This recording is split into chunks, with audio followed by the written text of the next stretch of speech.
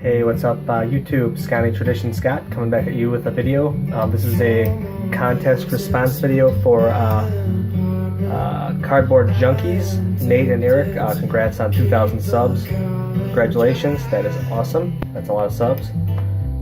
So you asked two questions in your video, and the one is, where does your YouTube name come from? Well, my name is Scotty Tradition, and Scotty is a slang term for Wisconsin, where I'm from, and for all the teams I follow. Another name for slang name for Wisconsin is whiskey, but Scotty is what I went with. And then tradition, my collection is a lot of vintage related kind of stuff, so I just thought Scotty Tradition would be a great name because I collect vintage football, mostly vintage Packers, also some vintage baseball, working on the top 250 set now, so Scotty Tradition just seemed right to me. And the second part of your question talks about 4 different cards that are kind of maybe off the beaten path a little bit, that you have in your collection that others might not. So I'm going to go ahead and spin the camera around and we'll show those cards now.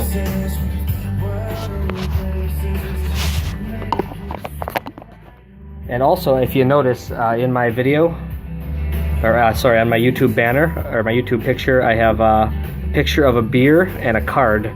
Well, this is the beer. This is kind of another traditional Wisconsin drink, Spotted Cow. New Glarus Brewing Company. Believe it or not, they've won several national awards throughout the years, which I can't even get into. They make some other great beers as well, but they're probably most known for Spotted Cow. But they only will distribute the beer in the state of Wisconsin. They don't feel like going international. That's not what they're about. They're all about producing a quality product and servicing the people they service. They're not worried about getting bigger like the normal corporate model. So I respect that.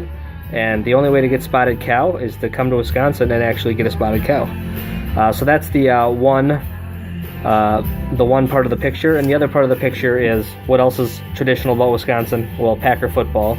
And here is Aaron Rodgers' BGS 10 rookie card I have. Pretty low pop on this one.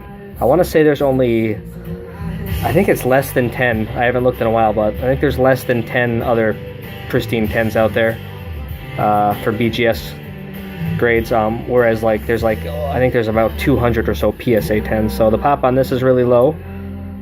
So just a great example of his rookie card from a tough 05 chrome product that's usually scratched up and not centered very well.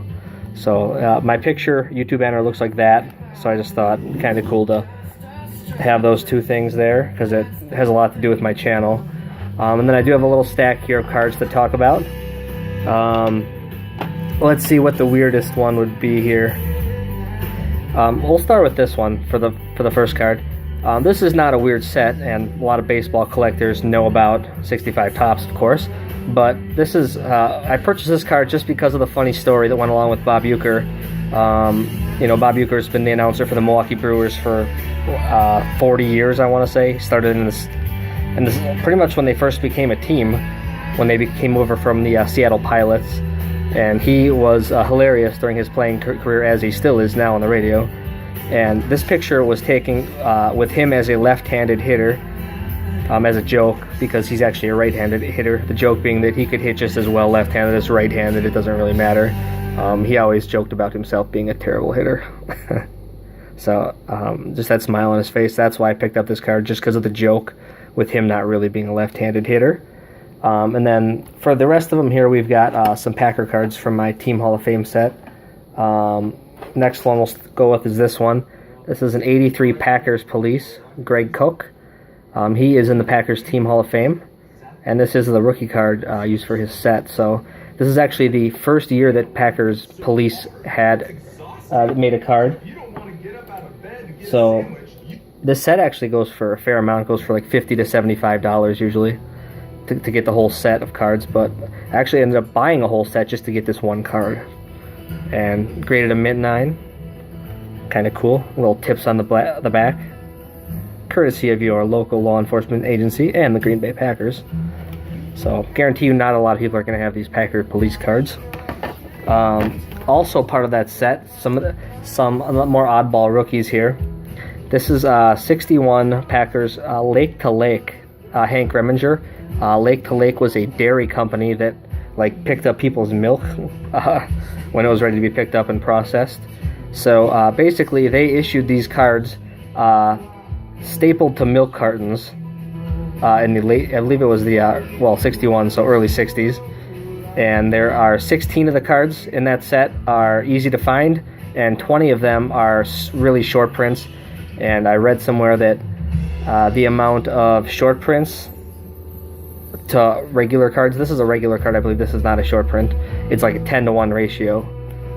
So there's the back of the card. Sheboygan, Wisconsin. Usually you'd see these cards stapled. They'd have staple marks in them from being stapled to milk cartons. But I guess if you could actually request the company at the time to get a whole set that were unstapled. So obviously this one doesn't have any staple marks in it, being a mint 9.